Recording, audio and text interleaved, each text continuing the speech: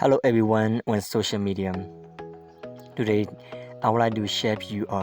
about conversational one, which is very important not only in speaking but also in writing for our daily life. So ဒီနေ့မှာတော့ဒီအင်္ဂလိပ်မှာရေးပါတယ် transitional word တွေနဲ့ပတ်သက်ပြီးတော့ share လုပ်ပေးချင်ပါတယ်ဒီစကားလုံးတွေက speaking ဘိုင်းမှာဖြစ်ဖြစ်ဒီရေးတဲ့နေရာမှာဖြစ်ဖြစ်အလွန်အရေးကြီးတာမို့ဒီစကားလုံးတွေကိုနေ့စဉ်စကားလုံးတွေနေ့စဉ်ပြောတဲ့နေရာတွေမှာဆိုရင်သုံးကြည့်ဖို့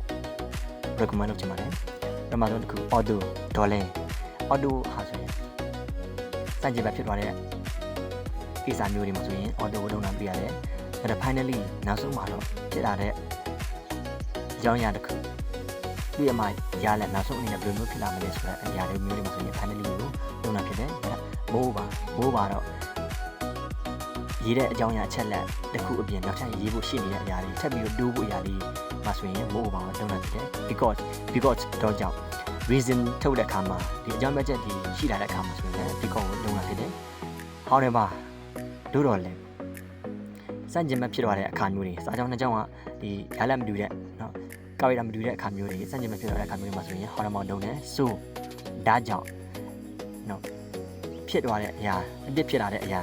အဲ့လိုမျိုးအရာတွေမှာဆိုရင် so ဒါကြောင့်ကိုရလက်တစ်ခုအနေနဲ့လုံးလာဖြစ်တယ် similarly အလားတူစွာပဲနှစ်ခုဒီ equal ဖြစ်တဲ့အခါမှာစာကြောင်းတစ်ခုရှင်းနောက်equal ဖြစ်နေတဲ့အခါမျိုးမှာနိုင်ဖြစ်တဲ့အခါမျိုးတွေမှာဆိုရင်ဒီ similarly ကိုလုံးလာဖြစ်တယ်နောက်ထပ် also 11 also ကလည်း similarly နဲ့ single ပဲဖြစ်ပါတယ်နှစ်ခုဒါပုံစံမျိုးတွေအရာမျိုးတွေကိုဒီ equal ဖြစ်တဲ့အခါမျိုးနိုင်ရှင်းတဲ့အခါမျိုးတွေမှာဆိုရင် also လုံးနဲ့ပြီးတော့ similarly ကိုလုံးနိုင်ပြရတယ်ပြီးတော့ therefore လည်းဆိုတာလည်းထို့ကြောင့်ပဲ so နဲ့အတူတူပဲဒါက hint ကလည်းထို့ကြောင့် therefore နဲ့အတူတူပဲဒီစကားလုံးတွေကဆိုရင်တော့ဒါစင်ဒီဘက်မလို့ဒီကို speaking ပြောတဲ့အခါဖြစ်ဖြစ်ဒါမှမဟုတ်ဒီ writing ရေးတဲ့အခါမှာဖြစ်ဖြစ်ဒါဖြစ်ပြီးတော့လုံးလို့ရတာဖြစ်ပါတယ်ဒီနေ့ဒီ video မှာဆိုရင် transition နဲ့ word နဲ့ word ရဲ့ဒီအတုံးပုံနဲ့ပြီးတော့ share လုပ်ခဲ့တာဖြစ်တယ်ဒီစကားလုံးတွေဟာနေ့စဉ်ဒီလုံးနဲ့အခါတွေမှာကြိုးတူလိုက်မယ်လို့ပြောနေပါတယ်အားလုံးကိုကျေးဇူးတင်